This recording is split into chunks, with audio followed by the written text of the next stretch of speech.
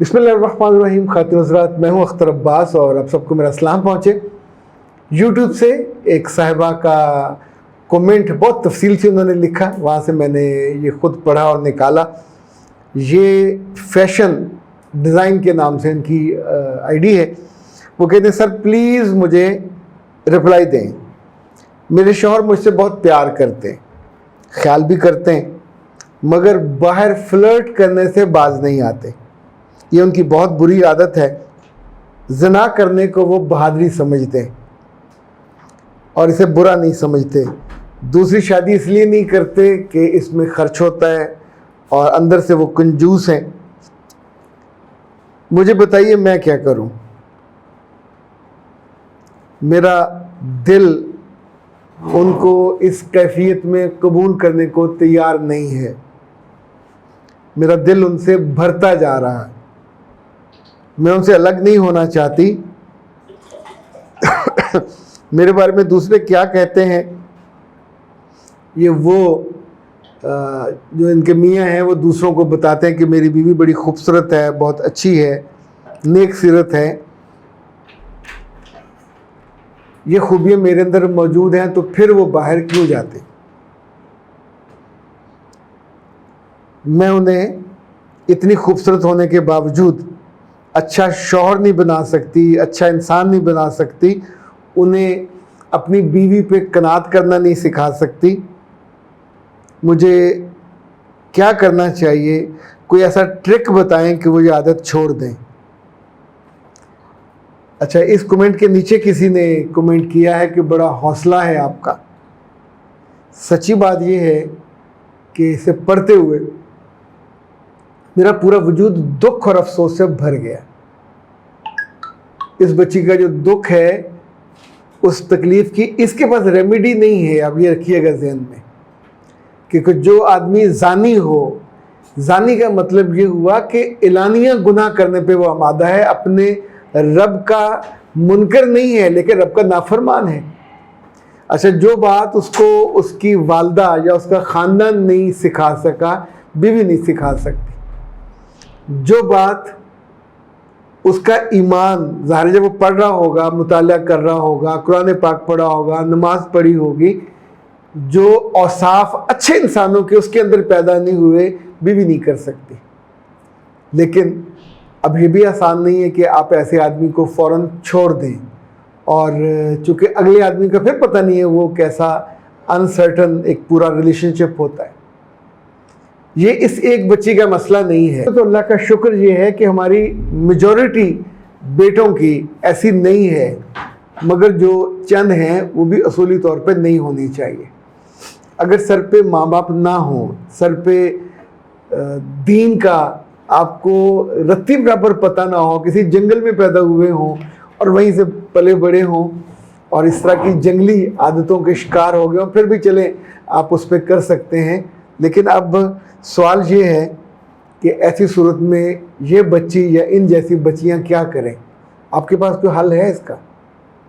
क्योंकि मैं इस पर जब भी मुझसे लोगों का वास्ता पड़ता है, जो जुर्मदार है, जुर्म करने वाला, अगर वो खुद आमादा नहीं होता, जो नशा करने वाला अगर नशा छोड़ने पे वो आमादा नहीं होता, दूसरे कुछ नहीं कर सकते। और ज़िंदगी से जो सीखी है, ऐसे लोगों पे नसीहत भी असर नहीं करती। इनको बाज़ दफ़ा धमकाया जाए तो वो धमकी भी इनके सर के ऊपर से गुज़र जाती है। कभी लाड में कोई वादा ले ले बेटा या बेटी तो बाज़ दफ़ा बात बन जाती है। कभी माँ अपनी मोहब्बत का वास्ता दे के, बाप अपनी शफ़क़त का वास्ता दे के, यानी ये वो चीज़ें हैं जो नॉर्मल दिनों में उसने ना कही। जैसे जो लोग रोज़ाना कसम खाते हैं, उनकी कसम का कोई एतबार नहीं होता। तो अगर माँ और बाप, बीवी और बच्चों ने ऐसे मियाँ पे पहले इस तरह की कोशिश नहीं की, तो उसको थोड़ा जज्बाती करके ये एक हमारे पास एक ऐसा टूल मौजूद है कि जिसका फ़ायदा उठाया जा सकता है और एक इसको मौका दिया जा सकता है। अच्छा, जो दूसरा सबसे अच्छा मौका मैंने देखा है, خواتین پوچھتی ہیں کہ کیا ان خواتین سے ہم ملیں؟ بیٹا ان کا کیا قصور ہے؟ یعنی چوری آپ کے گھر والا کر رہا ہے تو ہم دوسرے کو کیا کہیں گے؟ اس کو نہ برا والا کہہ سکتے ہیں، وہ چاہے کوئی اچھی خاندان کی ہو یا برے خاندان کی ہو۔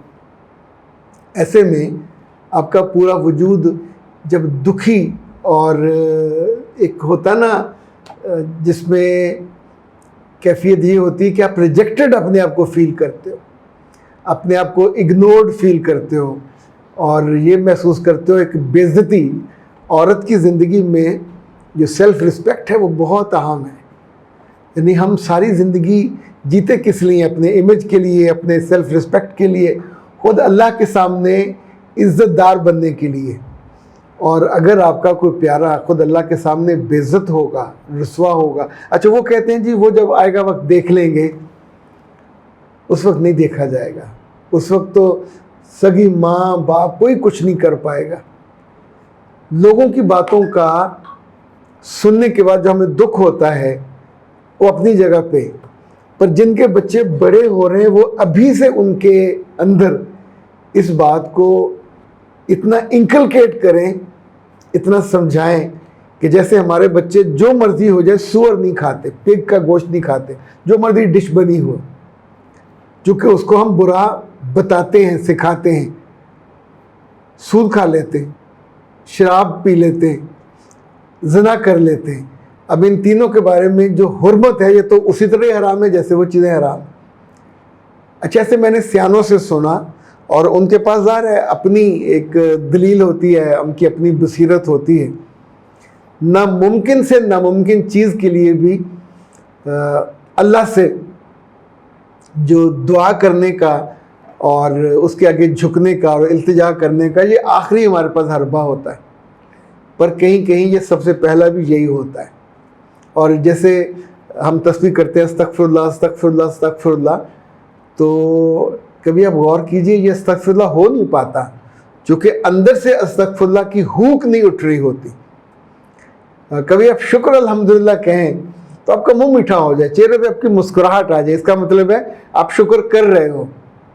سبحان اللہ وبحمدہ، سبحان اللہ وبحمدہ، تو آپ ساتھ ساتھ دیکھتے ہو فجر پہ جاتے ہوئے، واپس آتے ہوئے، ایک ایک چیز کی لذت، خوشی، تازگی آپ کے اندر اترتی ہے۔